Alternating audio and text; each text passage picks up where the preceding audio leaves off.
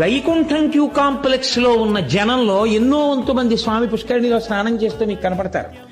మీరు మన్నించగలిగితే నేను ఆ మాట అంటాను, నిజంగా స్వామి పుష్కరిణిలో స్నానం చేసే వాళ్ళు ఎవరో తెలుసా?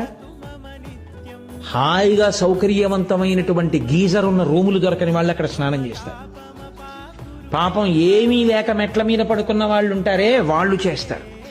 అదే నేను అన్నది, వెంకటేశ్వర అనుగ్రహం అమాయకులకే అని.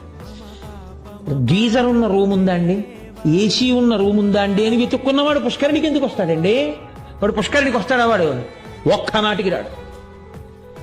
స్వామి పుష్కరిణి స్నానం అంతటి పాప నిర్మూలనం చేస్తుంది కాదు. అసలు స్వామి పుష్కరిణి గురించి ఏం చెప్పారో తెలుసా అండి? పుష్కరిణి స్నానం మాట అలా ఉంచవా, నువ్వు పుష్కరిణి చుట్టూ తిరుగుతూ పుష్కరిణి గాలి నీ మీదకి వస్తే చాలన్నారు. అంత గొప్పది పుష్కరిణి.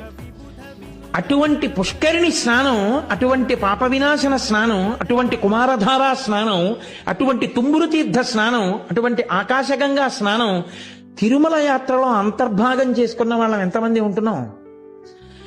అంటే మీరు మొహమాట పడకుండా నిర్మోహమాటంగా మనని మనం ఆత్మ పరిశీలనం చేసుకోవడానికి ఈ 5 తీర్థాలలోనూ మేము స్నానం చేశామన్న వాళ్ళు ఉంటే ఒకసారి చెయ్యొద్దండి.